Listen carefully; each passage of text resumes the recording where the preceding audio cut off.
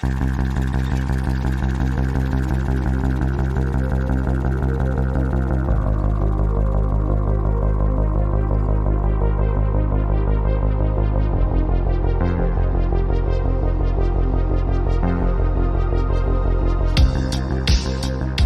of all, yes, it's a million degrees, so there may be the sound fans in the background. Can't really help that because it's the only way I'm going to survive.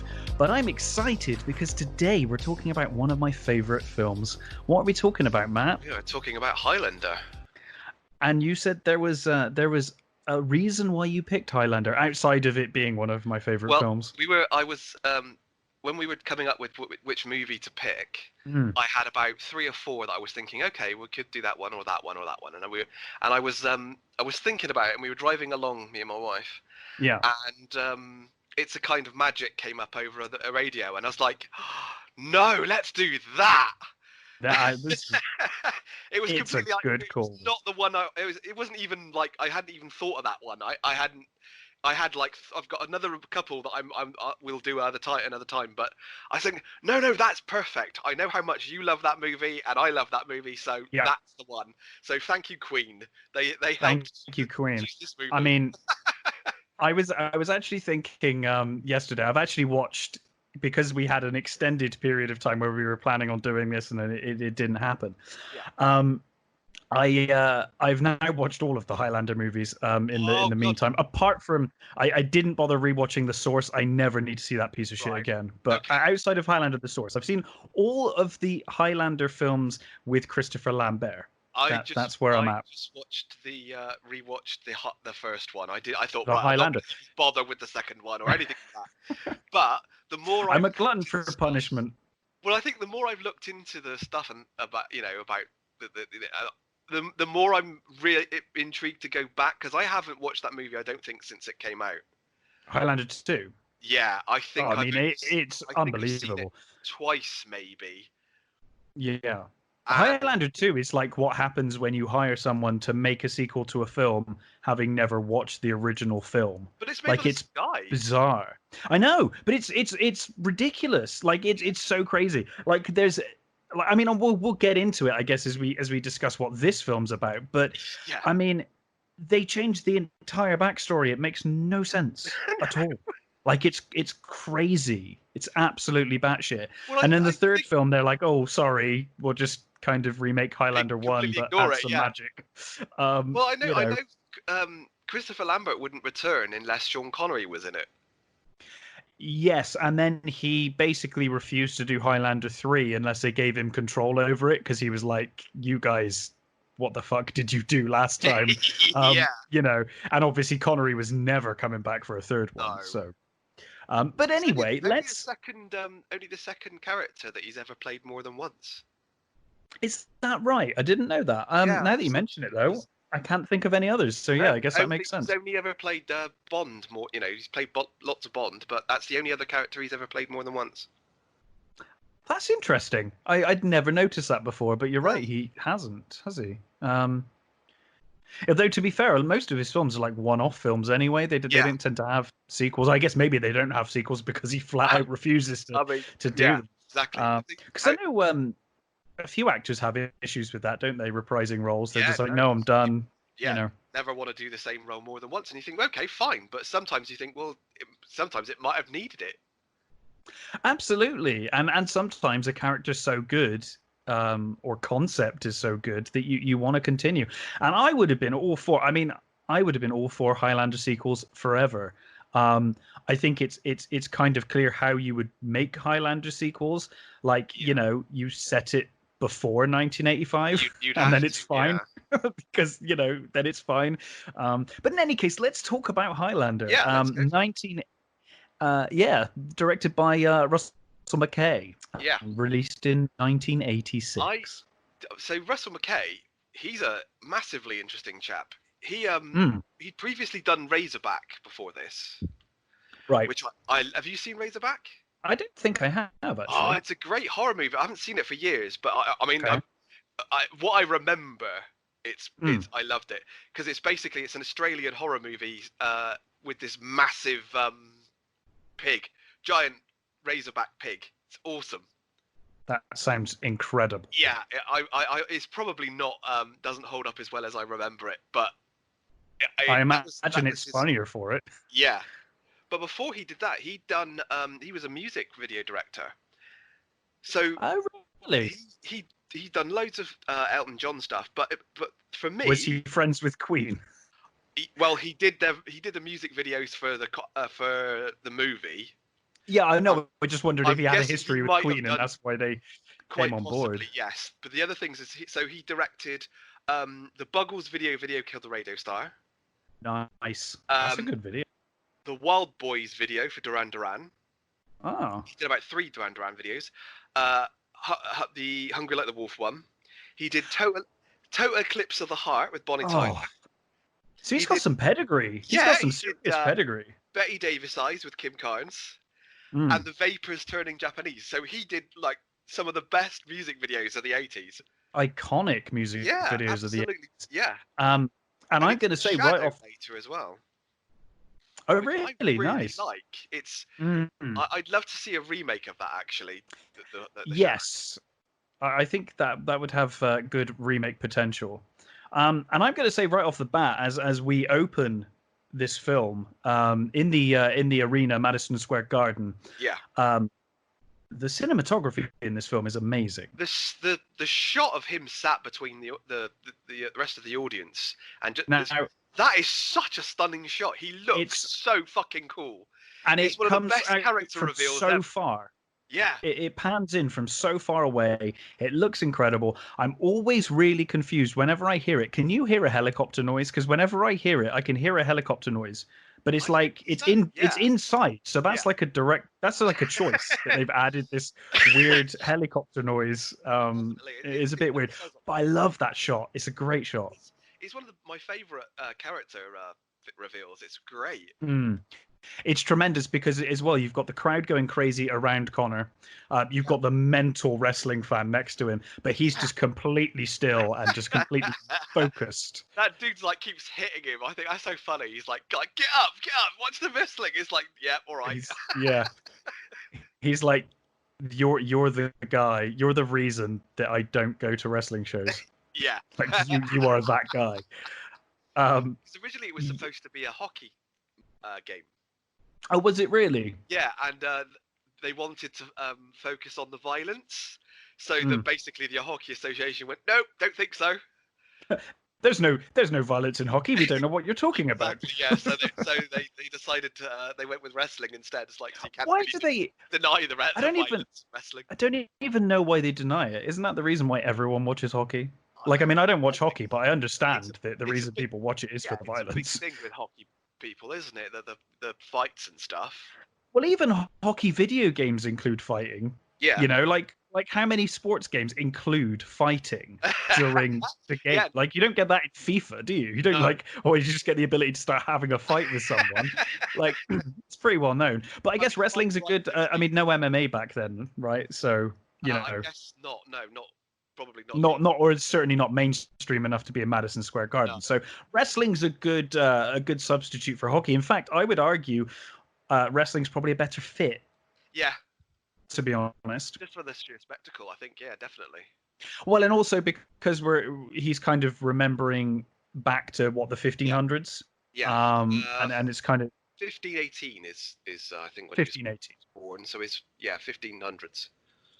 Yes, and then 1536 is when he eats the curtain and all that stuff. Yeah, so a wonderful shot. That panning shot is absolutely stunning. It is, like you said, I'd never really thought about it. It's always stuck in my head, that shot, and I've never really thought about it. But you're absolutely right. It is one of the best reveals on a character ever. The way it pans around the arena and then pans in like that is just wonderful. I think it also helps that Christopher Lambert has got such a broody face. He's got this amazing brow that just sort of like hides his eyes so well. Yeah, absolutely. A stunning shot. And then of course McLeod stands and leaves the wrestling with the man berating him as to why he's leaving. He's like, where are you going? Like this, the Freebirds are fighting down there. Come on. And then of course he meets Fazil. In the car park, and like Peter Diamond. Yes, who was the yes. stuntman. He was he'd worked on Star Wars and all sorts. He's the Tusken Raider that hits Luke. Is he really? He is, yeah. I did not know that. Well, that's an interesting fact. Yeah. Yeah, so yeah, he meets Fazil, and they draw swords and end up having a sword fight. Yeah. Which gets really extreme. That's one thing I will say about this movie. The sword fights don't hold up terribly well. Well, you need to bear in mind that Christopher Lambert is practically blind. Yes. Which I think is a massive issue with a lot of the sword fights in this movie. In future movies, I think they use a lot of stunt doubles in future movies, but in this one, I think they got him to do a lot of it, and it is kind of those stuntmen must have had balls of steel because apparently Christopher Lambert is practically blind without his glasses, and he can't wear contacts either. Apparently, he's got some issue with his eyes where he can't wear contacts. Yeah, it's probably to do with the shape.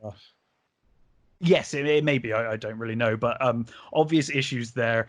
I think they do the best with what they had with the sword fights. It's not terrible, but it's not dated very well. It's aged badly. But the thing is, it's so well shot. It's beautifully shot. It is. And there's the one thing that I always thought was a bit weird was, what's that thing with the backflips? I was just about to bring up the backflips. What is that about? All of a sudden, Fazil, for no apparent reason, starts doing backflips through the car park. It's a bizarre choice. I've never understood that. It's not like one or two. No, it's like he goes like almost the entire length of the car park. It's like this stunt actor just turned up that day and he was like, "Hey, watch me do this. I can do this." And so the director was like, "Right, yeah, that'll do it." Yeah, that. Just do it. It's so odd. That was cut out of the initial American release. There's a lot of scenes that were cut out. And I agree with them cutting that. That's probably the only thing they cut. I agree with. It's a very odd choice, that one. And one thing, one of the shots that I love it's like cheesy as hell, but it's when he knocks his sunglasses off and they're on the floor. Yeah. And you see the reflection, him running away in the reflection of his sunglasses. I love that shot. It's such a great shot. Terrific. I think that the director is definitely all about the visuals. He's amazing visual director, and that makes sense being a music video director. Yeah, exactly. Yeah, absolutely. He's a tremendous director and a tremendous eye for that visuals in this film are incredible. So Connor beheads Fazil, and then some weird magic. A lot of cars get fucked up. Yeah. That whole car park gets completely fucking decimated. Can you imagine? I always feel sorry for those poor bastards. They're going to come out and find all their cars fucked. Yeah. And it's a really strange moment because obviously we don't know what's going on yet. No. So we just there's this lightning storm inside, and Connor's kind of enveloped in lightning, and we're like, what the hell's going on? And then he hides his sword and jumps in his car and drives out really quickly, only to be greeted immediately by the police, who just apparently knew psychically that there is a murder going on. Yeah, they're just there. They don't explain that at all. They're just there, and also lots of like almost the entire force is outside waiting for him. Almost the entire force is outside waiting for him. The wrestling match is still going on, so it's a packed arena still. So there's nothing to indicate that it would necessarily be him, other than him speeding. Yeah. My assumption is that they've been tailing him for a while. That's the only thing I can think. That they've been kind of keeping an eye on him. They could have. They don't mention that though. They don't ever say. I'm making excuses. I'm making excuses because I really like this film. Yeah, no. To be honest, that's like fair. It doesn't work. I'm trying to fill it with logic that isn't there in the film. For full clarity, it's bullshit, and they don't explain it. All of the cops, except for like the two detectives, all of the cops are the biggest bunch of assholes. Oh, the lieutenant. Is it the lieutenant? He's just the worst. Yeah, he is such a prick. He's just like awful. To the actor, he does a really good job of making you hate him. Oh, I hate him so much. Yeah. And then we get what is kind of become the Highlander staple in all the Highlander movies, the Highlander series, everything. We get through the flashing police lights. We then cut back into the Scottish Highlands in the 1500s.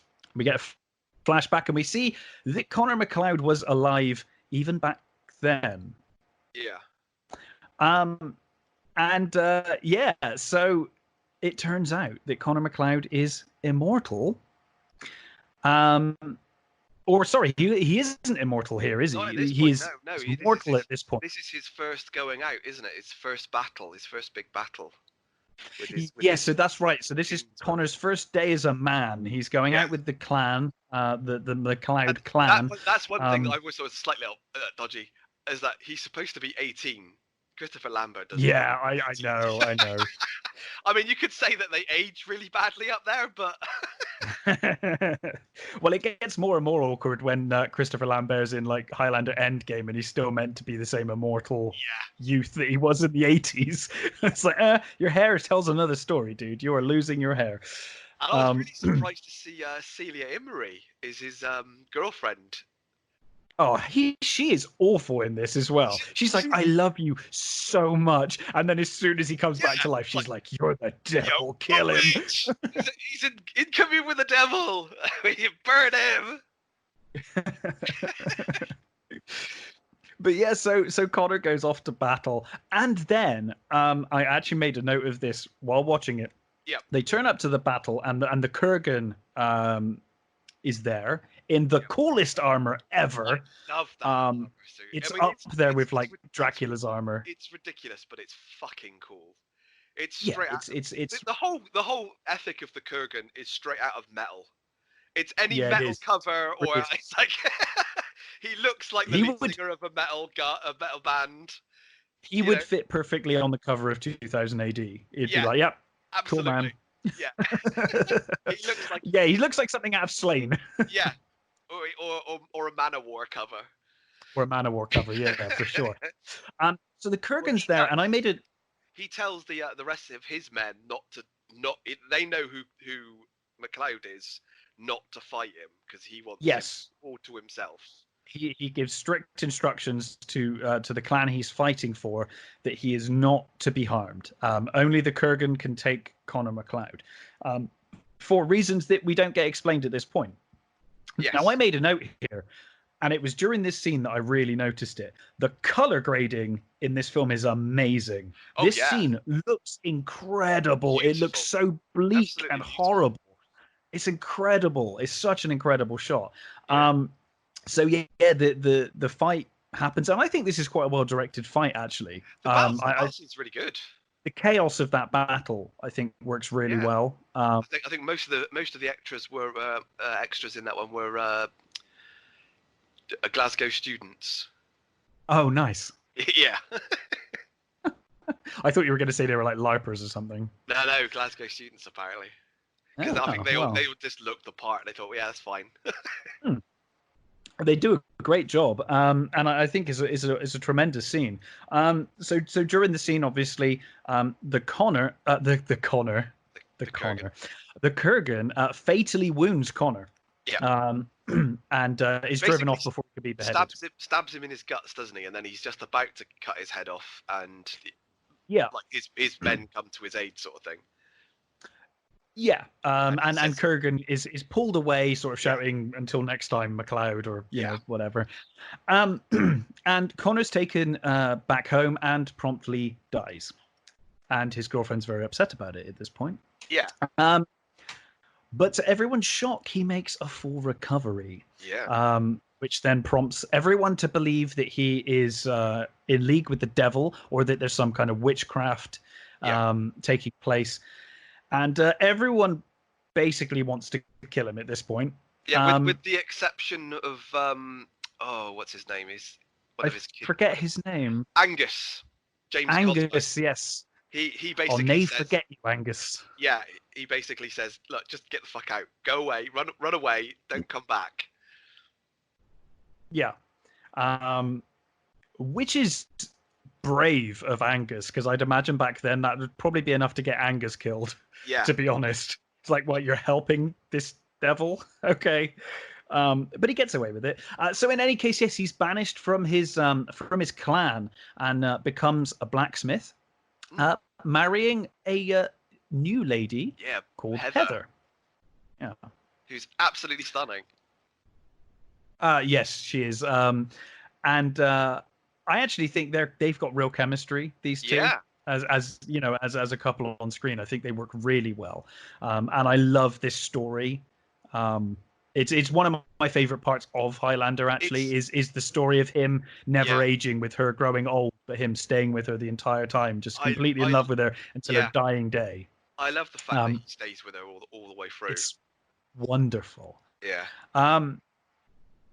So of course, we then are introduced to Ramirez. Yep. Well, I mean, if we've got all the introduction. Do we go back? I think we go back a few times, don't we? We go back and forth. So we get the introduction of the Brenda character, the sword expert. Yes. So at the car park. That's right. So Brenda Wyatt is she's a sword expert, isn't she? Or is she metallurgical expert or something? Yeah, I think she's basically, does she work for the coroner? I think, but her proper job is sword expert. Yeah, they said I don't think they actually say it in Highlander. No, she turns. I noticed the other day. She must be a crime scene person. Yeah, but in Highlander 3, they mention that she occasionally worked with the police. Right.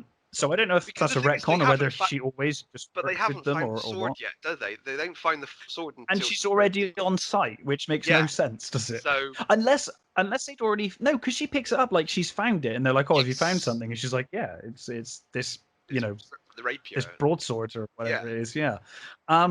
Yes. So it's bit confusing as to what her role actually is. She's a metallurgist, sword expert, and also part-time forensic scientist, I guess. I don't know. Yeah. But in any case, she finds Facil's sword. Yep. And a piece of MacLeod's sword in the wall. Yes, she finds shards of MacLeod's sword in the pillar which he got stuck in when he beheaded Facil. So obviously the shards of the sword go off to be analyzed. And Brenda determines that the sword is worth like $1 million or something like that. And that Connor MacLeod, who is identified now as an antiques dealer, would most likely know. Russell Nash, that's right. Sorry, he's called Russell Nash in the 80s. Yeah. And he is masquerading as, or is, I guess, an antiques dealer. Yeah. Which makes perfect sense. I mean, if you were immortal, being an antiques dealer be like the perfect job for you. You're just like, yeah, pretty much. And so she determines that obviously he would know the value of this sword, and that leads the police to be like, well, we have a motive now. Russell Nash. When they're questioning him, there's some really funny moments, like when he asks him about where he's from and stuff, because of his accent's funny. In lots of different places. And I like that. The lots of different places. My favorite moment is when they ask him what it is, and he looks at it. He's like, a sword. Sword. I love that. And then we have some really not aged well homophobic argument going on there, and I'm all for. See, the thing is, it's aged fine in terms of the dickhead lieutenant, but what doesn't age fine is Connor's retort, which is like, you're sick for suggesting that he's gay. And I was like, that's not aged too well now, but cool. But it was a different time. Yeah, it is 1986. What can you say? I mean. So in any case, Connor somehow is like, well, you've questioned me, we're through, and leaves. I guess not. I would have thought they would have had enough by then to have kept him, but it's fine. I would have thought so. But in any case, he leaves the police station after arguing with them all, saying, "You've got nothing on me," and then leaves. I'm trying to think where we keep flashing back and where we're not flashing back, because this film flashes back and forth a lot. There's a really good fade where you go through the eyes. Yes. Which is really good. Some of the fades in this are fucking awesome. I love the they are. I mean, they're really sort of cheesy, but they're really fucking cool, and they fit the tone of the movie so well. They fit the tone I mean, perfectly. I love the one that which we will get to later on with the breaking glass one is brilliant. I love that one as well. Yes, the breaking glass one is superb. Um, so I'm pretty sure that at this point we get another flashback to the. Yeah, I think this is where they introduce Ramirez. Yeah. Oh no, it's not. No, it's not. I think he meets Brenda first because meeting Ramirez.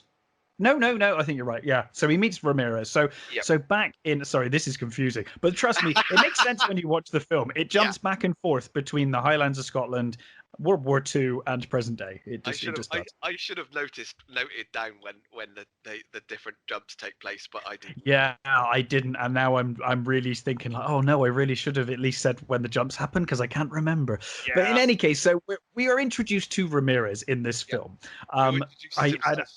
Don Juan Sanchez Villalobos Ramirez. Yes, as the chief metallurgist to, is it Charles II of Spain? Something like that. And yeah. And then he so later says that he's originally Egyptian. Yes. He's originally from Egypt, but he was living in Spain prior to that. Yeah, and this is what. So we have a Scotsman claiming to be an Egyptian, also kind of a Spaniard. It's very confusing. But a Frenchman playing a Scotsman. And a Frenchman playing a Scotsman, and the worst thing about that is the fact that when they hired him, they didn't know he didn't speak English. Oh, really? Yeah, he didn't speak English at that point because he'd only been in they'd seen him in Subway, which is a fantastic. Oh, right. So it is his performance in Subway. Right? They saw him in that and thought, yeah, that's the guy we want. And he'd previously been his only English language movie before that was Greystoke. Ah. And famously in Greystoke, he says about 3 words. Yeah. And because he's Tarzan. And so he did a Bela Lugosi, did he? So yeah, he was doing the Bela Lugosi and just learning the lines for the movies he was in and not bothering to learn the language. He worked with a dialogue coach, so he basically learned as he was going. It does, and do you know it works really well in this movie because they do that, like, where are you from, and he's like lots of different places. Yeah. His accent in this is all over the place. Like, it's not French, it's like a really weird accent that he's ended up with, and it works really well and suits this character who's been around forever. They told the dialogue coach not to give him a specific accent to sort of have an amalgamation of speech patterns and things that would sound just weird, and I think he does really well because you understand him perfectly throughout the whole thing. It's not like he's got like a dodgy French accent or anything. He's got for a man that didn't even know the language until a few months before shooting. I think he does remarkably well. Exactly, yeah. It's really well done. It is amazingly well done. So Ramirez turns up and basically explains to Connor and us, the audience, that Connor is the exposition at this point. He is, yeah. So he turns up and he explains to Connor that Connor is immortal, and that the Kurgan who attacked him, who I believe Ramirez was also trying to track. I think Ramirez was trying to track the Kurgan. I think when he found Connor. Yeah, I think the impression that I get is that he found out that Connor existed, and he found out that the Kurgan was going for him, so that's why he came to sort of help him. To help. Him up. Yeah.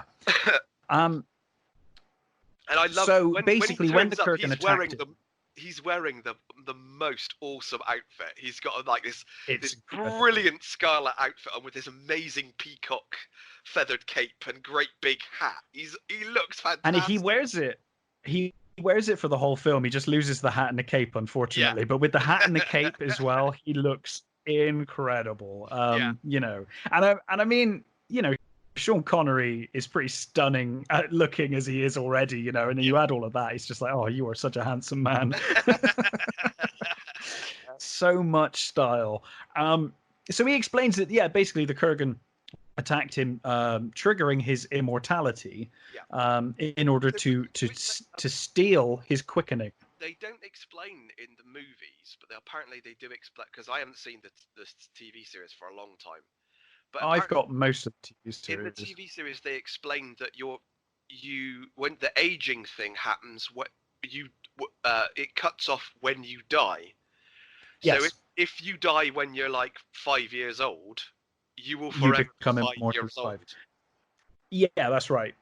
They do go into that in the series. I mean, the series has the benefit of being a lot longer and having a lot more time to kind of go into things, because the series introduces things like the Watchers and all of that kind of stuff as well, which isn't obviously present in these movies. No. I guess it's just the benefit of having like a 22 episode season, And 6, 7 seasons, yeah, exactly. Lots of time to figure But yeah, things out. it's never explained here. Although I guess it's implied, because obviously Connery's a lot older looking than Connor is, and it's Yeah. kind of implied they must have happened at some point. So basically, the Kurgan was looking to steal the quickening, his quickening, Yeah. Connor's quickening, which is the energy.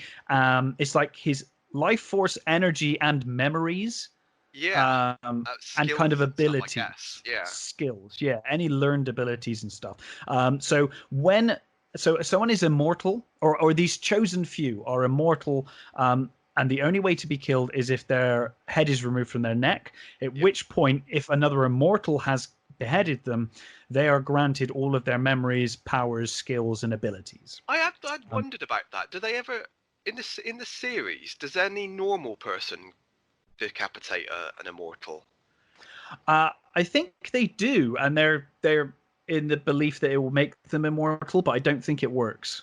Right. From what I Okay. remember, there is definitely an episode where that happens, and there were definitely moments in the episodes when immortals almost got beheaded. Yeah. I think they might, and I don't think it does anything. But I think Right. there were certainly immortal hunters, but none of them got immortal as a result of beheading an immortal. Okay. So it's the chosen few, and this is one of the aspects of Highlander that I love the most, which is the mythology. Yeah. The mythology of the Highlander, of the series, within the series of films, or within this film certainly. Hmm. We have a group of people who, for reasons unknown, are immortal. Not Yeah. everyone is this way, just certain people. We've got this fear, which Ramirez basically instills in Connor, these superstitions that they steal your quickening. If you behead another immortal, you steal all their power. We don't fight on holy ground. We're never explained why they don't fight on holy ground. No. We just are told, and it's one thing I really like about this movie, is that it can be put down to superstition. No one Yeah. knows why they're immortal. They just know that one day they're going to be drawn to a place called where the gathering happens. It's a far off land where the gathering will happen when there's only a few immortals left, and Yep. they will fight for the prize. They also don't know what the prize is. No. They've no idea. So they just know this stuff has been handed down, presumably through time, to immortals. None of them really know where they got their immortality from.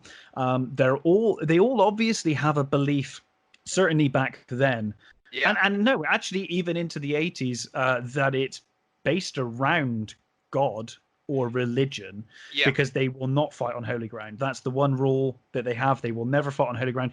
Even the Kurgan, who is just this awful Russian bastard, will not Yeah. fight on holy ground. So they all have this superstition and fear, that if they fight on holy ground, maybe they will become mortal. Maybe they will, happen. Yeah. Bad things will happen. something will happen. So, yeah. So basically, yeah, Ramirez turns up and he explains everything to Connor.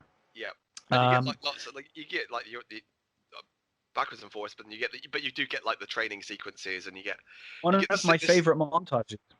the scene with him where he chucks him in the water. Yeah, I love It's that like, scene. You don't need to breathe.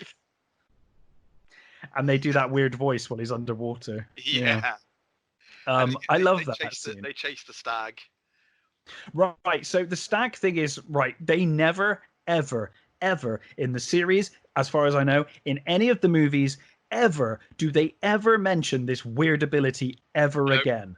I didn't Just think this so. one time, he feels the stag, and they never come back to it. Yeah, Never. He's like, I wasn't sure whether that was the case, whether they don't mention it again, but I as thought far it as I know, was. As far as I know, that never comes up again. No, it's a Bizarre. weird one, isn't it? It's apparently the trying to film that stag was a fucking nightmare. Well, it's a wild animal. I'd imagine it wasn't it literally too just kept running away, and they just they couldn't find it. They managed to get, I think, like one decent shot of it running along, sort of thing, and that was fine. It was like they call it because quick.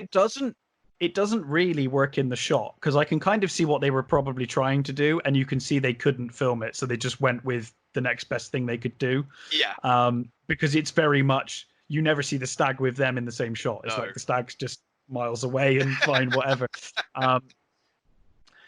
So yeah, basically Ramirez explains everything to McLeod, and then I believe we cut back to the 80s. Yeah. Where Connor is retrieving his sword. Yeah. And you get the sort of meeting with him and Brenda in the which is, he's very creepy in that scene. He is creepy as fuck. And It's really awkward. The best bartender ever, who she goes, oh, I'll have a drink, and he says, say when. What bartender says say when? Well, I'll tell you bartender. I'll tell you what bartender, because McLeod enters that bar and asks for a double whiskey on the rocks. Did you see the size of his whiskey? It's like a pint of whiskey. It's ridiculous. So yeah, good bar. I can see why they drink. Yeah, that's the barman I want there. I mean, I'm assuming, because he knows Brenda by name, right? So I'm assuming he's just being nice to her because she's had a bad day or whatever. Yeah. And he's probably like, well, you're paying for it anyway, so you know, say when, but you will pay. Say when, but it will be 20 quid for it. Yeah. So yeah, Connor retrieves his sword, and then he finds, he sees Brenda at the crime scene. Yes. Sorry, this is where Brenda gets the sword shards. It's here. Oh, is it here? Okay. I think so. And Connor gets his sword back and sees her do that, then follows her to the bar, where he is really creepy. Yeah. Really creepy to her. He like literally meets her and is like, "I'd like to walk you home." I'm like, what? Yeah, it's like, don't think so, mate. No, I'm good. And they kind of go their separate ways at that point, with her being, I guess, a little creeped out, but not creeped out enough to not follow him. She's far too intrigued. She's far too intrigued to kind of leave it. So she follows McLeod, and McLeod is attacked by the Kurgan. Yep. He doesn't. Does he lose his sword? What happens to the sword? I can't remember now. I only saw it the other day. He finds his sword, but then he uses the pipe to fight the Kurgan here. I can't quite remember what happens there. Yeah. Oh no, I think he might have put the sword back in his car or something, so he doesn't have it with him, and he ends up fighting the Kurgan with a pipe. With a pipe, yeah. Yeah. And then the Kurgan obviously shouts that, until next time, Highlander. Again, and this obviously prompts Brenda to have quite a few questions about what on earth is going on with this guy attacking him with a sword, calling him Highlander and all of that stuff. And Connor basically just tells her to fuck off. Effectively, after being really creepy and full on, he's suddenly like, go away. Helicopter turns up, doesn't it? A police helicopter turns up and that's right. Shines a light on them. Breaks them up. That's why the fight ends, actually, is because the helicopter turns up, doesn't it? Yeah. So yes. So then obviously Brenda is quite intrigued as to what on earth is going on. So the shards are oh no, sorry, we get to that later, don't we? The shards. Yep. Oh, this film is so difficult to track when you have got notes in front of you. Made a note of it. We did not think this through at all. I think we then go back to Scotland, and I think we do, because this is where we get the "you must leave Heather" thing. Yes. Because that's a really good scene. That is, where they're at the market and she's like buying stuff and she's all excited. It's a great scene. And they're both really happy, and he tells her you should leave her because she's gonna grow old and you can't. I got my heart broken once, and I don't think we should go through that. Yeah. It's a great scene. My one critique with this scene is its placement in the film, because it kind of comes up and he's like, oh, you must leave her, brother, and all that, and it kind of insinuates that he needs to leave Brenda, but it's like, well, you've only really just met her, like it's not earned yet. No. Like, I almost felt like this scene should be much later in the film where they actually have something together. I suppose they don't really establish how long he's been with her for, do they? I mean, so With Brenda. it, He yeah. just met her, like, he's literally just met her. Oh, Brenda. Oh, I thought you meant the Heather one. Well, because I assumed that scene was kind of meant to be some symmetry to the modern day, where he's thinking, oh, I can't get involved with this woman because of what Ramirez once told me about Heather, and then all of Oh, that. I get you. I get you. Yeah. And it kind of feels like it should have been later in the film, and then we would have seen why Connor was being, suddenly was like, oh no, push her away. Yeah. I don't know. That's true. But in any case, a wonderful scene. Yeah, a wonderful scene where you can tell that Connor is completely in love with Heather, and that Ramirez says, look, I've had like 3 wives or whatever. I love them all dearly. My last one was called Keiko or something like that, and she died, and it left him in pieces. So he's like, I would recommend you leave her. Connor refuses, and Ramirez is cool with it. He's like, your choice, bro. I'm just telling you. Yeah. It's not going to end well. I mean, you would have thought he would say, well, you've got to make your own mistakes anyway, so fuck it. Yeah, I guess so. Ramirez obviously continues to train Connor, and the two become very close friends because I always thought they were really close friends in real life. They got on so well, even though Connery was only on set for like a week. Really? Yeah, all his scenes were done in a week, basically. They got on so well that they were actually just called themselves by their character names throughout their entire time. Oh wow! Yeah, they got on really well. That's incredible. I like that. It's always nice to know that the characters that get on screen actually get on in real life. It's always heartbreaking when you hear like, oh no, those two actors hated each other. Each other. Yeah, that's a shit. So they become very good friends. I always feel like there's that moment where they're in the montage where they're fighting on the cliff edge, and Ramirez's sword just gets hit over the edge, and he's just looking over the edge like, oh my god, like I've got to go down there now. It's like that's a long way down. He's like, oh great, because even as an immortal, like falling that distance would suck. Oh god, yeah. So in any case, they become very good friends, and obviously all good. And then one night, I guess, Connor is away, and the Kurgan attacks looking for McLeod. Yeah. I believe he's looking for McLeod, but instead finds Ramirez. Yeah. And kills Ramirez. They have a fight. The fight scene of that, I like this fight scene. But there are things that don't make sense. There's a lot that doesn't make sense, like in this fight scene. Because there are lots of things that are inconsistent with the way that the fight scenes go in this. So sometimes there's lightning all the time. Sometimes there isn't. Sometimes it is just Sometimes they hit a wall and the wall completely is destroyed. Sometimes it explodes. Yeah, but what gets me as well is that when they're fighting on the stairs. They hit the wall, but the wall explodes inwards, which is really fucking weird, but fine. But I love that shot, the final shot of them up on the top of the stairway, the crumble stairway. Yeah, so the walls have fallen apart, the stairway's fallen, partially fallen, and it's just like a stairway kind of going to nowhere with Ramirez at the end, and the Kurgan finally stabs him. And I love the when. Just before he decapitates Ramirez closes his eyes and puts his hands together. Yes. Which is like really, I just a small detail that I really love.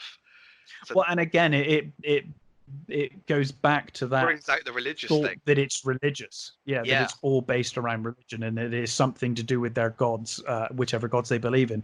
Yeah. So Ramirez does get one attack in on the Kurgan and slices his throat, but it doesn't go deep enough to behead him, and gives him the coolest voice ever. Yeah. Clancy Brown's voice in this, he must have had such a sore throat after filming. Yeah. But it's awesome. The Clancy Brown as well is that he got into the character so much that the rest of the crew wouldn't go near him. Really? The crew were so scared of him. I think they genuinely thought he was like it, and they refused to go near him. He is a tall guy as well. He's He's a like big an bloke. intimidating dude. Yeah, he's an intimidating dude. Especially in the 80s, when he's got the leather and this half-shaved head, and like he just looks like, oh my god, this guy You do is not want just to go near that guy, terrifying. do you? No. No, no, not at all. So yes, Ramirez is killed, and Ramirez is killed, and Heather gets assaulted by the Kurgan. Well, right? he says, "Is it her? Who's the woman? Is it McLeod's?" And he says, "No." Oh yeah, and Ramirez says it's his. Yeah. So Heather is assaulted. Ramirez is killed. I forget. Actually, we haven't talked about yet is the sword. Actually, the Ramirez's sword, the katana, which is like a katana before katanas were properly made. It's like a 100 years or a couple of 100 years, isn't it? Yeah, it's like the prototype katana, which when I was a kid was the fucking coolest sword I'd ever seen. That had it still is. Dragon hand. It still is the coolest sword I've ever seen. Still fucking beautiful. If I could have so cool, if I could have one movie sword prop, it would either be that sword or it would be the Conan sword. It's like one of the two. Like those two are the coolest swords. Like, and I think Connor's probably wins it out because that katana is gorgeous. I do think I do wonder how many of those swords have been sold over the years. The ones that look like that, because there was a certain period after these movies came out katanas were very popular. Anybody who had a bit of money and like swords definitely had one of these. Yeah, for sure. It's absolutely beautiful. It's gorgeous. But yeah, sorry, that's a really interesting and good point because we do come back to that later. That's a very important plot point. Is that the sword was one of a kind, made in 593 BC, which is long before katanas should exist. So yes, in the future, we see that Brenda. Oh no, sorry, no, yeah. So this is when Brenda goes and visits Connor, doesn't she? Yeah. She in the future, in the 80s, Brenda visits Connor, and we're introduced to what's her name? What is her name? Rachel. Yes, we're introduced to Rachel, who is Connor's receptionist. And Brenda comes into Connor's shop, the antique shop, and she's kind of making excuses for Russell Nash not being there, and then Connor obviously comes out and speaks to her briefly and suggests rather creepily again that she cooks dinner for him. Yeah, do you cook? It's like, do you cook? Okay. Right. This is definitely a film from the 80s. Yeah. So they agree because she's very interested in the swords, and Connor's obviously like, no, not having any of that, not talking about swords.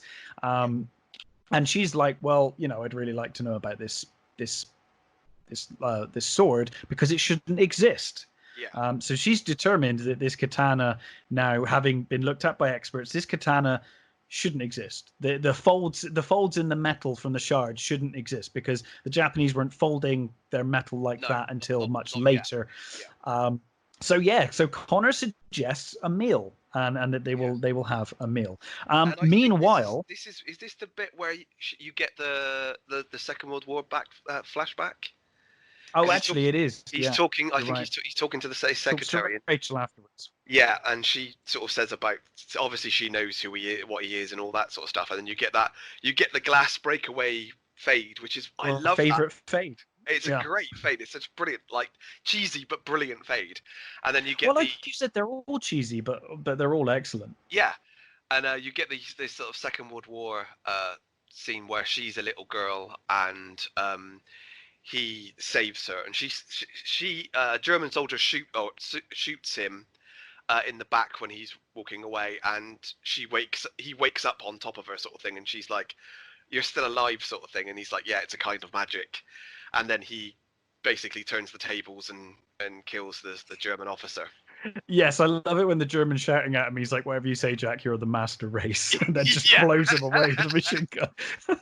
That was another scene that was cut out of the original American release. I love that scene. That Yeah, seems great because then you know that Rachel's been with him her whole life. yeah, I she's love basically his that. daughter. He's brought her up. I love that scene. That scene's really integral. Yeah, Or at least, well, not very integral, but it certainly adds an extra dimension. Yeah, I mean the whole thing about the American campaign for it when it was released was terrible. That they did a really bad job of promoting it. And the worst thing is, have you ever seen the American poster for it? Yeah, it's just Christopher Lambert's face. Yeah, it's a black and white picture of his face, and he looks. It doesn't tell you like anything about the movie. No, nothing at all. It's a You terrible. have no picture. idea what it was about. The European. I mean, to be honest, even so much better.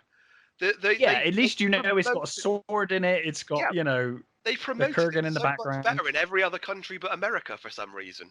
Yeah. Well, this is why it didn't do well when it was initially released. Obviously, it's become a massive cult hit since then. I think when it came to video, it was huge. But yeah, it didn't do well in the cinema for that reason because they just didn't advertise it very well, unfortunately. No. But yeah, so they have their meal, and Connor turns up. Well, actually, they don't have the meal. Connor's an absolute dick. Yeah. So they turn up, presumably after she's cooked for him, which he insisted. And he insists it. Yeah, he says she set up a tape recorder in one of the drawers, and she's got a gun, and you see her like make sure she's got a loaded gun in another drawer, sort of thing. And he turns up with this like ancient bottle of whatever it is, brandy or wine or whatever it is. And apparently, there's the scene where he opens cognac, the bottle, isn't it, or something like that? The scene where he opens the bottle and sniffs the cork.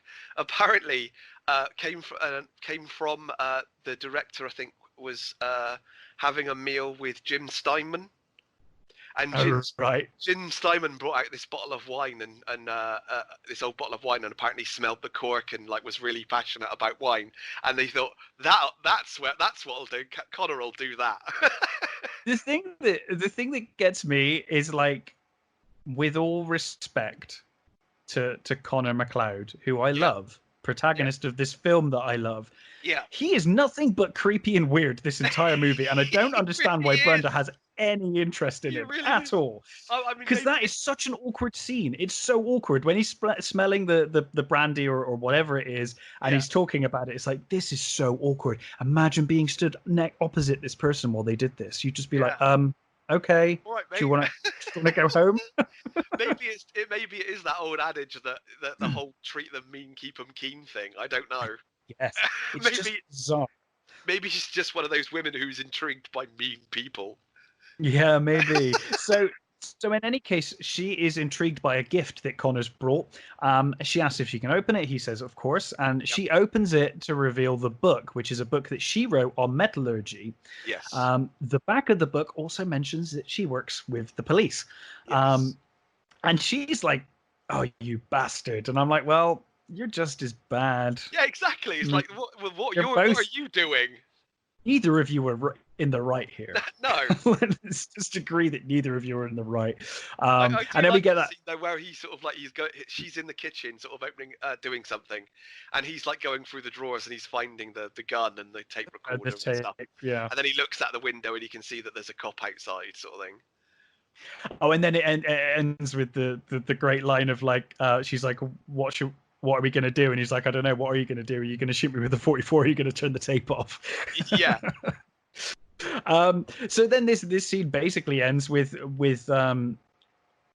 Connor, or Russell Nash as he is in the 80s, basically just shooting her down and just saying, she's like, I want to know what happens to the sword. And he's like, well, do you ever think about anything other than what you want? And just kind of storms out. And that's where we leave them. But then, of course, we do realize he then gets the flashback again. He hears Ramirez's voice saying, you must leave her, brother. And we kind of realize maybe this is why he was so cold towards her, because he has feelings for her.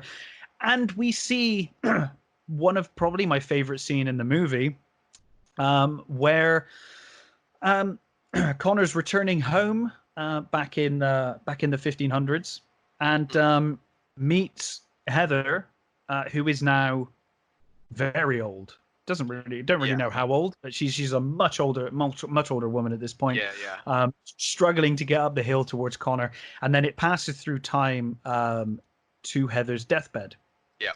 um, where she, which I think is a wonderful scene. This whole montage here of her Yeah, getting older, I do him wish staying that with the her. aging makeup would have been better. The aging makeup's not That very good. yeah, I mean But it's a shame, but the intention of the scene is yeah. so wonderful.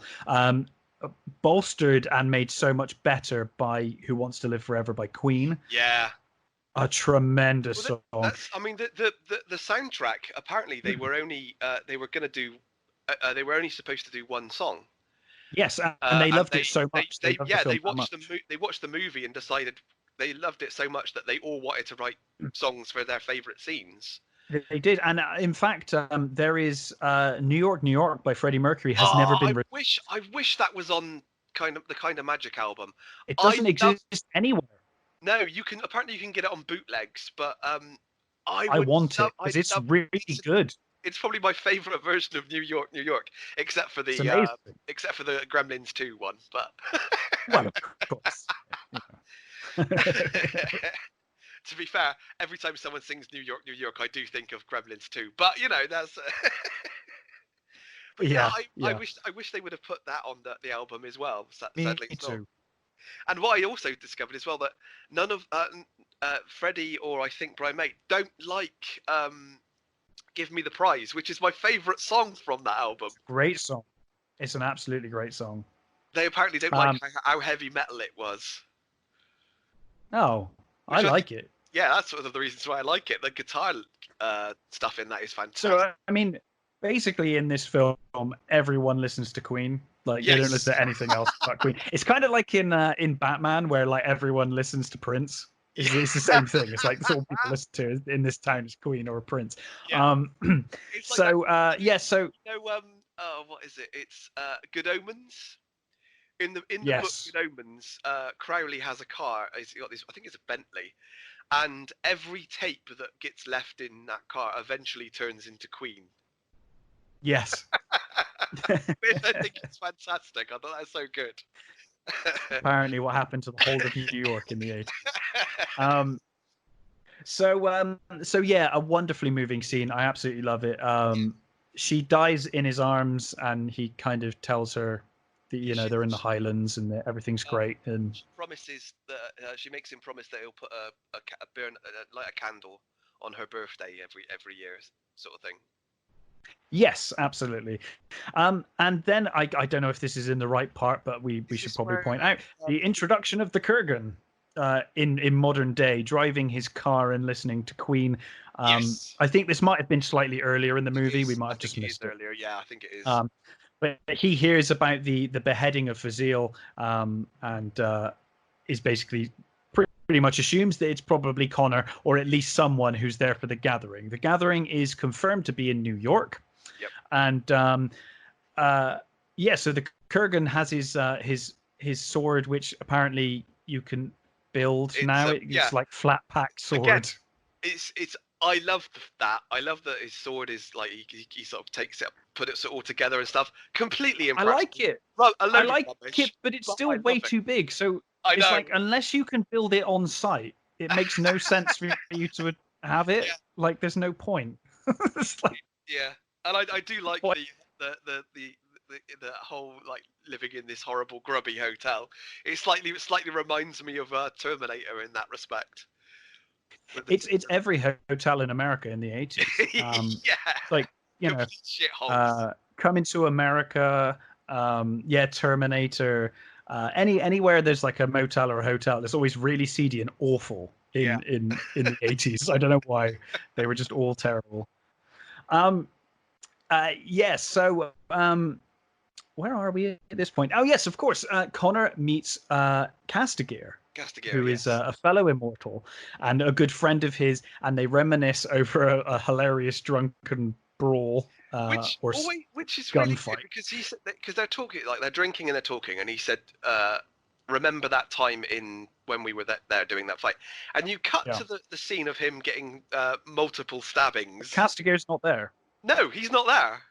It's so weird. I mean, The I'm thing is, guessing the I know insinuation is that Castigar got him drunk and it's left him in that state. it's another scene that was cut, and Oh, so really? so so Does as that an scene exist? there were a load of scenes that were filmed and cut, Oh. and they were destroyed in a warehouse fire.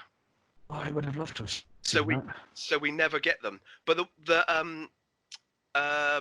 the worst one is there is a fight between the Kurgan and a character called Young Dul Kim.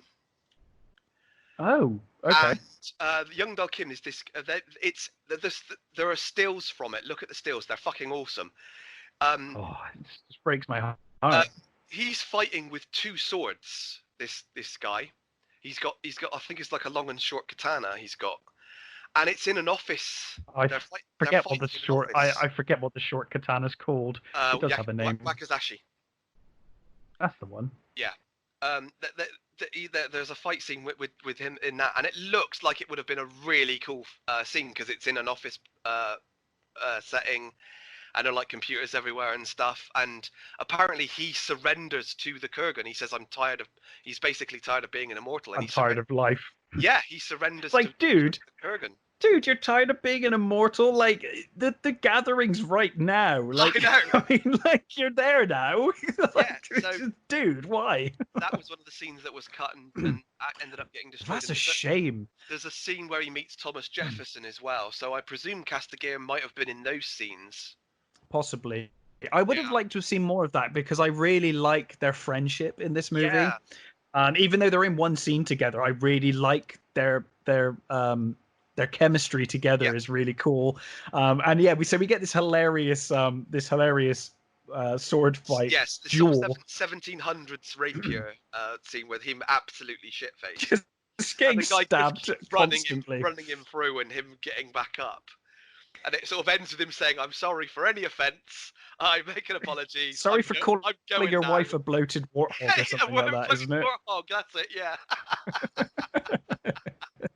And it ends with the guy shooting his manservant, which is like... Oh, who deserved it? He was being so irritating. Manservant, very weird. Yeah. Tremendous scene. And then, of course, just moments later, in the film anyway, we get some gun nut driving around who comes across Castigar and the Kurgan fighting. Yeah. The gun nut is so funny. He's amazing. Cut price Punisher. He's brilliant. He's great. He's clearly a guy who has needs some help. Oh yeah, some serious help. He's got some serious guns on his passenger seat of his car. Yeah, he's got like just so many guns. It's ridiculous. And then he's got more in the boot, hasn't he? Doesn't he open his boot and have even more? So yeah, he's absolutely loaded. And he comes across the Kurgan and Castigar fighting, and Castigar is beheaded. Yeah. At which point the guy shoots the Kurgan with his dual machine guns, dual Uzis. Yeah. Yeah. And the Kurgan obviously gets up. Right. He shoots the Kurgan, and all the people in the alleyway run towards the sound of gunfire. Yeah. Who the hell runs towards the sound of gunfire? It's like, what? Where are they going? Why are they? Yeah. A bit bizarre, I must admit. Things are inverted in this film, like the walls collapse inwards and people run towards gunfire, and it's just a strange world. But in any case, the Kurgan stabs the poor mental man. I mean, to be fair, he stabs him and lifts him up with the sword. How the hell he survives it, I don't know. And then throws him with the sword. I mean, the guy should never have survived, but fine, he did.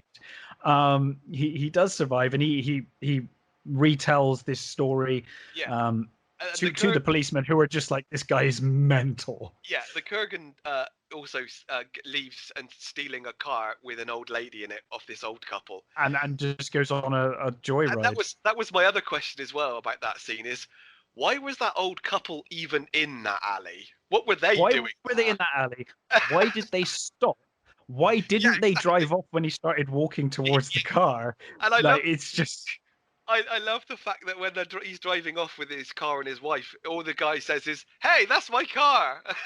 Yeah, Never mind it's his like wife. forget my wife. And Bizarre scene, and it's yeah, another one with this with the like just how powerful is the Kargan because he rips the roof off.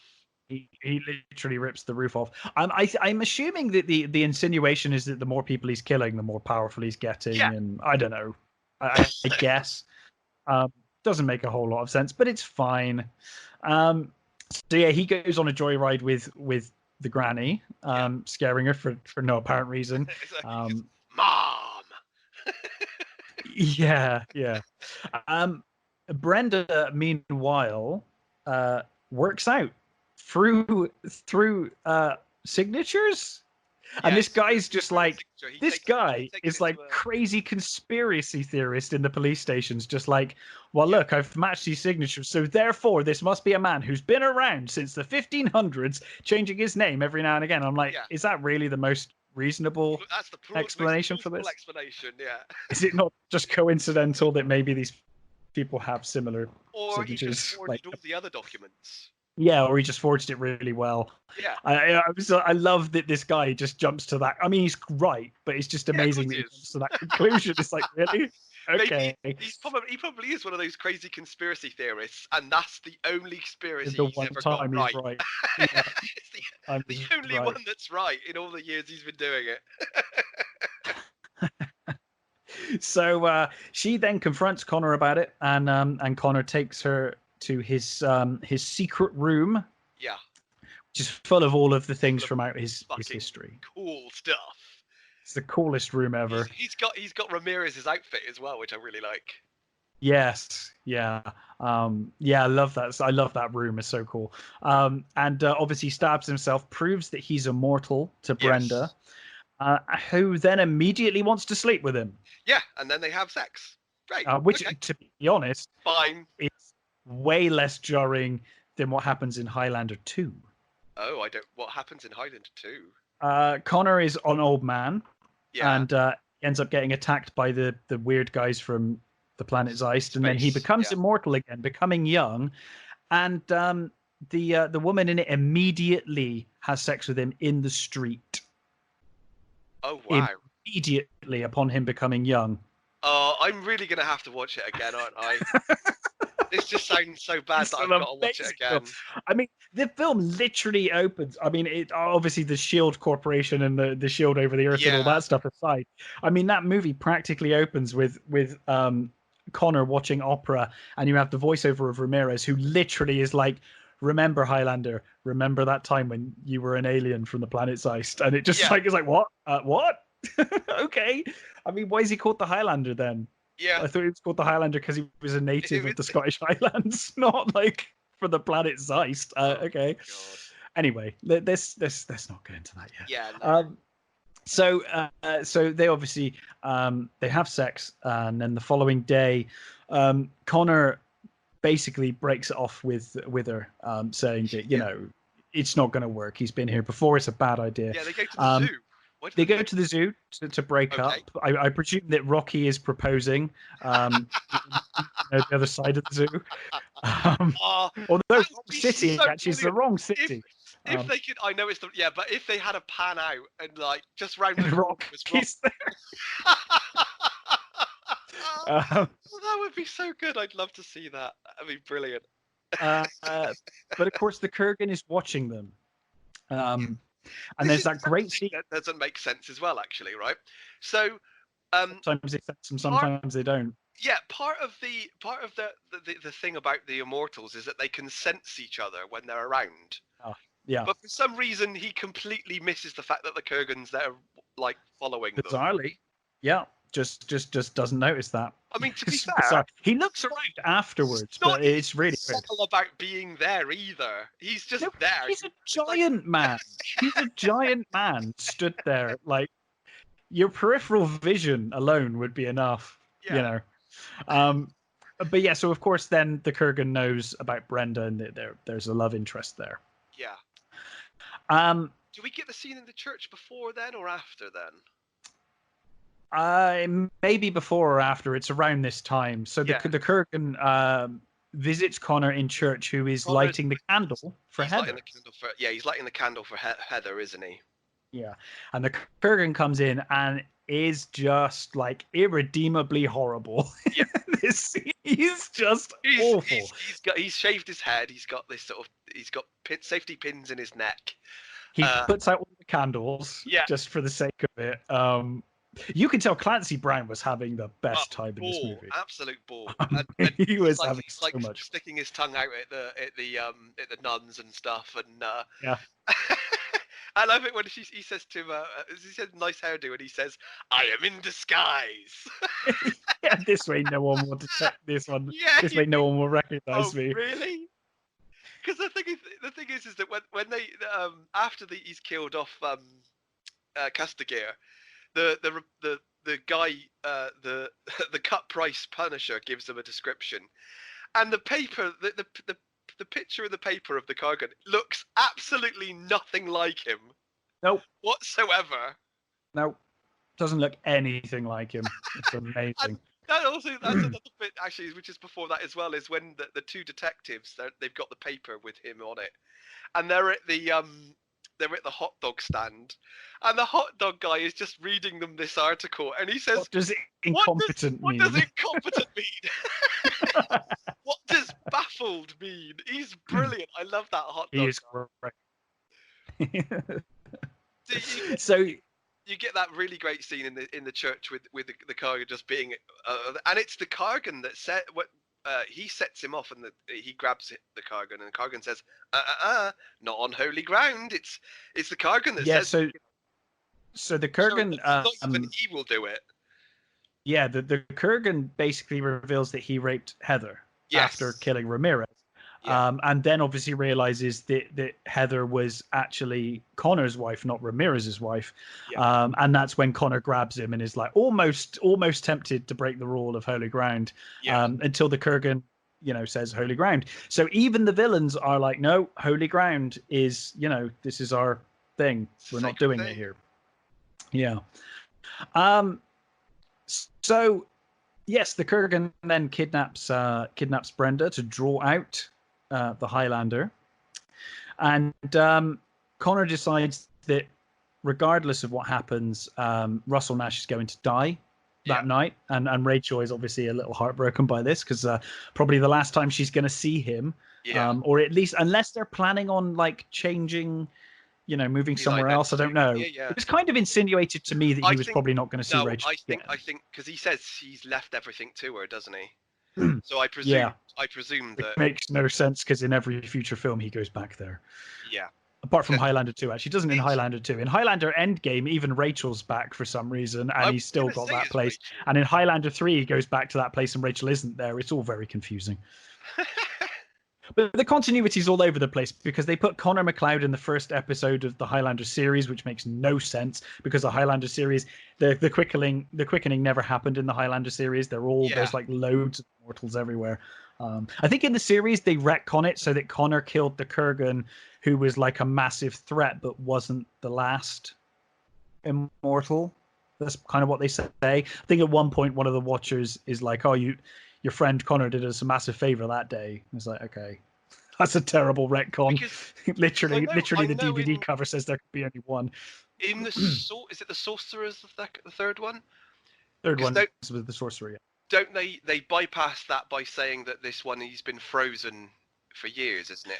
Yeah, he was taken out of the game. He was like buried in rubble or whatever, locked away in a spell or something, and then he gets free, and that's why he has to fight again in that one. But in any case, so obviously Connor then confronts the Kurgan and has a massive showdown. On top of the Silver Cups building. Yes, on top of the Silver Cups building. And Brenda with, like strapped up to the sign. Yes. And, you get the which, to be fair, is probably the best fight scene in it, but it's still not great. Yeah, you're right. I mean, the shoot, the way it's shot definitely saves it. Yes, but it's not great. There are some definite instances where you can see the stunt people. Oh, for sure, especially now with like really 4K and high def. It's like I mean, if you watch something like if you watch Space Seed now and watch that fight Oh between man, Khan and Kirk, it's like, like wow, the stunt yeah. actors are so obviously stunt Like actors a in lot high of def. the original Star Trek ones, the stunt people are terrible. Yeah, it's they weren't made for high def. They weren't even No, made for God no. repeat viewing, really. So No, they weren't. They were made um, for tiny little tellies, basically. exactly. So it's forgivable. But yeah, so of course Connor defeats the Kurgan, Which and I must say though, um, she saves his ass. yes, He she gets does. he gets disarmed about 3 times in this bloody movie. Yeah. And the Kurgan disarms him. And he's literally just about to cut his head off, and Brenda smacks him with a pole Mm. and The saving insinuation in him. this movie, and is kind of expanded upon in the series, is that obviously the evil immortals have killed Yeah, more, so they've they got are more more power because powerful. they've killed more people. Yeah. Yeah, they got more skill and power. Um, so he Connor kills the Kurgan and gets the prize. He gains the prize, Yeah, um, and that's which that scene. is I love the scene. There's only one problem with that scene is you can so see the wires so badly. oh yeah, They yeah, hoped yeah. that I know they They hoped that tried to hide it with lightning. the animation and the lightning was supposed to hide it, but I think if anything it It made it worse. it draws your attention to it. Yeah, Yeah, but I love all it's those not swirling demons and stuff. It's amazing, isn't it? really fucking cool. And again, they blow the quickening likes blowing shit up, doesn't it? It gets more and more ridiculous, especially in the series. It gets really ridiculous after a while. But yeah, yeah, the whole, it's a great shot though, with the glass exploding behind him. Yeah, Yeah, I love that shot. It's a tremendous it's a shot. fantastic Um, shot. so yeah, he earns the prize, which and returns to Scotland with Brenda, and we see that he's now mortal, Yeah, can age, can have children, and along with that, he has got the knowledge of all the previous immortals, and can also read the thoughts and feelings of everyone around the world, yeah. which he He now can has use to help. everybody's thoughts and dreams. It's like fucking hell. See, now I didn't. It's been a while since I've seen this movie, and I Mm, remember the prize being, he's now mortal. He can have kids and all that sort of stuff. But I'd forgotten he now can read the minds of everybody. I thought, fucking hell, I'd forgotten that one. yeah. That doesn't sound like a prize. That sounds pretty horrendous. I'm guessing it's his choice as to Yeah. whether he hears it or not. Because otherwise, yes, that would be a nightmare.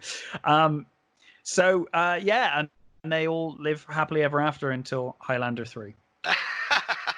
And poor Brenda dies in a car crash off screen. Oh, Dead. does she really?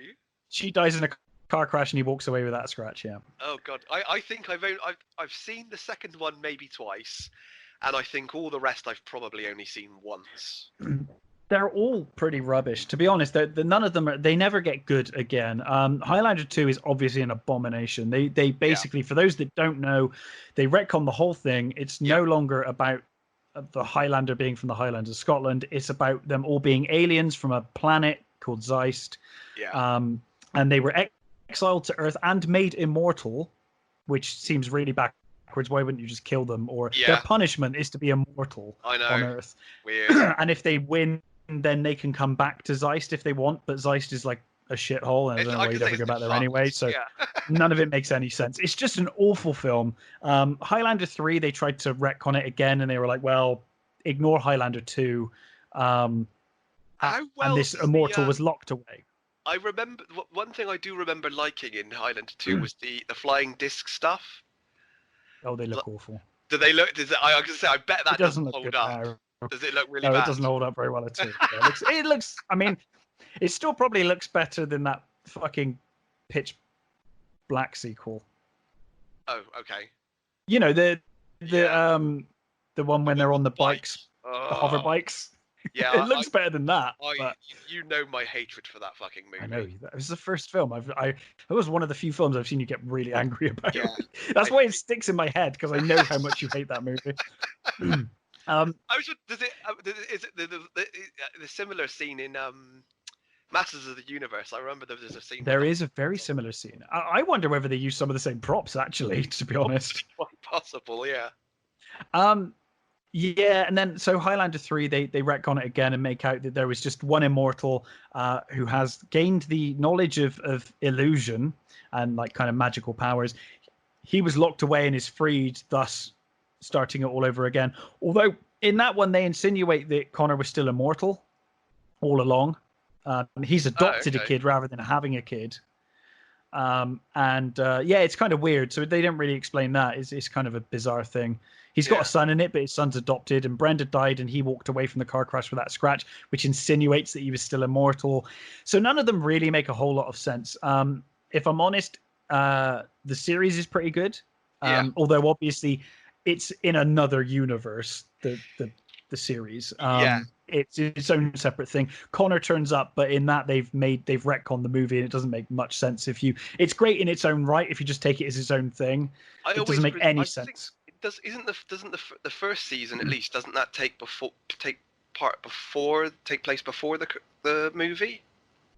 I think that it's not set when right? it's filmed. No, I Oh think it's right. set when it's Okay. filmed. I always got the impression that it was at least the first season or so was. I mean, set that would have made before. some sense, but yeah, I don't think it is. And certainly it continues. And also, there are so many immortals in that series. It's like Oh this yeah. cannot be. Well, every before- week's a different before- immortal, isn't it? So that's. Yeah, yeah. And I don't know So it's very how many episodes its own there thing. are. So let me just look up how many. there's about 7 seasons. 19 episodes. Yeah, So that's like potentially 100 It's- more immortals wandering around. I can tell you now, it's a minimum. Definitely not the right number, but a minimum of 119 immortals. Yeah. So there's way more than that, probably about 150 immortals, I would imagine, somewhere around there. But the series is great in its own right if you take it as its own thing. It goes way off the rails towards the end, but the first couple of seasons are really solid. Really like the series for the most part. Some dodgy acting, but as a TV show. Yeah. One thing I Highlander completely forgotten about was the animated series. the animated series is not great either. Well, it's not aged well. I I mean, that remember- throws out most of the conventions from Well, the series itself. It's set in the future, isn't it? It's set like It is, but it's it's the 27th century. 27th century. And I it's remember loving Quentin it when I was MacLeod. young. Oh, everyone's a fucking MacLeod. That's the other thing that kind of annoys me. Everyone's Why a is everybody fucking MacLeod? MacLeod. Because I was going to say that. So we've also got Endgame, which is a bizarre film that tries to link the series and the movies together, and it doesn't make much sense anyway. Duncan. Sorry? Am I right in thinking that Duncan takes Connor's head in that? Yeah. He does. I thought it was. Yeah, because Connor's like, oh, you need the power to be able to defeat him, and I'm bored of living or some shit. It's kind of annoying and a bit of an insult. I guess you kind of accept it because Duncan was quite a likable character, and if you watch the show, you're like, okay, maybe. Yeah. But it doesn't make any sense. To be honest, it makes no sense to try and combine the two timelines. They just don't work. They should have just been separate from the start. So there's that, and then there's the Source, which is even worse than Highlander 2. Don't ever watch the fucking Source. Now, I'm not sure I've seen the Source. No I'm one's sure I seen the have, Source. It's sci-fi original, I think. It was made for sci-fi. It's dreadful. It's got a worse story probably than even Highlander. No, maybe not worse than Highlander 2, but it's really bad. It's really bad. And again, it flies in the face of everything that Highlander sets up. It's just it's really naff. To be honest, the best Highlander movie next to the first one is the animated movie.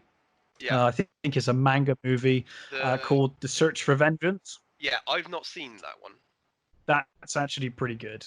That's set in the future, post-apocalyptic future, and basically follows another guy called fucking MacLeod. Colin MacLeod. Although he isn't actually. The one thing I will be like, it's kind of bullshit, but I'll let it go because he's not actually a MacLeod. He was actually born. I think his first death is in like Roman Britain in like 125 AD or something. Oh right, okay. And basically, the whole movie is about him pursuing the immortal who killed him and killed his wife. He basically, obviously, loved his wife, and she gets killed horribly. She's crucified. Right. And he basically the whole movie is about him going after this Roman called Marcus Octavius, who is like another immortal. Obviously, Yeah. he's leading the Roman military forces in Britain at the time, and it's basically about him following this one immortal through time, trying to kill him throughout time and failing every single time. But as a result, he ends up. It turns out that Octavius is involved with the MacLeods, or against the MacLeods at some point in history. So Colin, as he becomes known, fights alongside the MacLeods, but only because he's after this one guy. He gets killed in that fight, and they're like, "Oh, you are to be known forever as a MacLeod," and that's how that happens, from what I remember. Right. Okay. But yeah, so he becomes a MacLeod because he helped the MacLeods. He came out of nowhere and helped the MacLeods. So they're like, yeah, we love you. So they kind of honorary MacLeod. It's weird because that if you take it all into consideration, it's like, well, that clan had a lot of immortals pass through just coincidentally. A bit bizarre, but it's all good. But yeah, that's quite a fun movie. And then obviously most of the movie takes place in the post-apocalyptic future. Yeah. Where there's like this. I've never got around to watching it, so maybe I'll try and find it and watch it. It's not doesn't look like too it's got some issues. It's not perfect. It's got some issues, but it is certainly by far, low bar as it is, the best Highlander movie next to the first Highlander movie. So if you're going to watch one, that's probably the one to watch. Yeah. Although, things like Highlander 2 they're like curiosities. They're worth watching because they're so bizarre. Yeah. It's like such a bizarre choice. But yeah, I mean, personally, and yeah, nostalgia glass is on. I love Highlander. The first movie, is such a tremendous movie. I think honestly, visually and the performances wise, I think it still holds up as being a great movie. I think it's still a fantastic movie. I think it does. It's and in terms of storytelling, really well. Yeah, it's written really well. I think the narrative is tremendous. And other than the fight scenes, which is the only thing really that slightly brings it down for me, and that's only with my my critic goggles on. We've been a lot of good fight scenes, Yeah, exactly, and I adore this movie. I think it's a fantastic movie, and maybe it's because I was a kid when I watched it, and it's one of those things that like ingrained itself into my being. But it certainly did. I think it holds up well enough that even if you're not, and even a new viewer will see that it's a good movie. Yeah, it's tremendous storytelling. It's a tremendous fantasy movie. It's a good enough movie that I own Highlander 2, 3, Endgame, Search for Vengeance, The Source, most of the series. Even the bad films I own because I love this franchise so much. But when you look at it, really, there was only one good movie, to be honest. The series has got its moments for sure. Don't forget the Raven as well. Well, I thought the Raven. Now I rewatched the Raven lately. It's not good. But at the time, I was like, because I loved Cassandra, and I was like, this is the perfect spin-off. This could have been so good. But yeah, it doesn't work out too well. It ends on a really good cliffhanger. That one season they had. Because so at the end of the first season of Raven, which obviously is when it got cancelled, someone poisons the cop who's working alongside her. It's like a buddy cop thing. They poison the cop and he's going to die from this poison, and she ends up killing him at the end and he becomes immortal. It turns out he was immortal all along, because something to do with the poison was going to kill him too slowly for his immortality to kick in, or some stupid bullshit. So she ends up killing him, and it turns out he's immortal. That's the cliffhanger we're left on for the season that never happened. But of course they did the same thing in Highlander, the series, where you had the was it Ricky or whatever his name is? Oh god, I don't remember. The kid in it, he turns out to be immortal, like in season 2 or 3. Oh, yeah. Okay. I didn't remember that. Yeah, which is not too bad actually, because it kind of harkens back to the first episode where Connor actually says to Duncan, someone's going to have to look after the boy. So it's kind of insinuated that he might have been early on. Right. But really, it's just this movie. But what a movie! It's a tremendous film. I absolutely love it. I mean, unless you really hate Queen, I think you'll love this. That's true. Yeah, if you have no capacity for Queen, then yeah, don't. This is not the film for you. This is not the movie for you, because there's a lot of Queen in this movie. I But think yeah, highly it's one of the recommended. best soundtracks, I think. Oh, it's a kind of magic. It's an amazing album. Yeah, it's a great soundtrack. I think it might be actually. It's almost close to my favorite Queen album purely because of this movie. I think, but like That it's makes sense. Yeah. tremendous. Oh yeah, the Opera's probably my favorite Queen album, but Yeah, Night at the Opera. It's amazing. you know. But yeah, that was Highlander.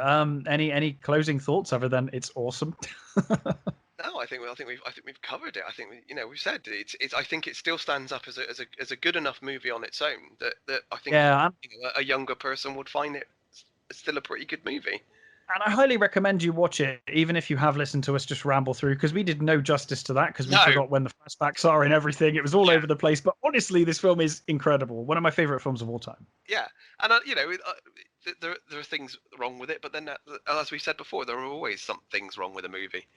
Of course there are. I don't think that there's nothing in this movie that detracts to make it a worse movie or bad. No, It's just no, not at all. it could have done with a few tweaks here and there, but it's brilliantly directed. Christopher Lambert's brilliant in it. I mean, even when he's being a prick, he's like charismatic as fuck.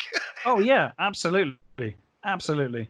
And probably one of the best villains of in any movie ever. The Kurgan is fantastic. Oh yeah, absolutely. Clancy Brown does a tremendous job here. I think this is also the first time Sean Connery is like the Obi-Wan character as well. He's like the first time he's the mentor. It's almost the first time he admitted his age. Yeah, really. I was kind of like, yeah, I am actually this old, and You look at most of the movies he made after this. There's a lot of mentor characters, and I think this is the first one of those. It may well be, yeah. But yeah, truly a wonderful, wonderful movie. I can't say enough good things about this film. I absolutely love it. Made me a Christopher Lambert fan as well. Absolutely, yeah. First film I saw him in. Same here. I hadn't seen. No, actually, I think I might have seen Greystoke before I saw this. No, I saw Greystoke after this. But sure. I don't remember. I certainly saw Subway after. But then, that's a great movie. Yeah, he's a great movie. But yeah, it definitely made me a fan of him. And sadly, he's one of those actors that didn't get enough really good parts. He's been in some great movies, but he's been in a lot of. I think Highlander 2. I think Highlander 2 might have sunk his career. Actually, yeah, that's probably true. Actually, I think it might have. I mean, Highlander didn't do all that well, but then obviously the VHS sales were great. Mm-hmm. But then I think 2 really damaged things. He's got some good movies. I still love Fortress. I will always love Fortress. I love Fortress. Fortress is great. Yeah, Fortress is a great movie. I really like Fortress. I mean, obviously he was Raiden in Mortal Kombat, which is probably like. He's the best part of that fucking movie. Yeah, exactly. It's terrible. It's a terrible movie that I really enjoy. Yeah, it's a terrible movie that I really enjoy, and it's certainly a masterpiece compared to Street Fighter the movie. So between the two of them, that is very true. That fucking movie is appalling. Yeah, watch Street Fighter 2, the manga movie, if you want to watch any Street Fighter. Even that's. But yes, it's all right. It's all right, yeah. But yeah, tremendous film, highly recommended. So I guess next week we'll be talking reviews and stuff. Well, next week, probably this Sunday is what I probably mean by that. But it'll be out next week. Yeah, I've got a couple of reviews ready to go. Excellent, cool. Well, we'll be back. We'll be back next Wednesday. Until then, have a good one. Thanks for listening, and we'll catch you next time. Bye.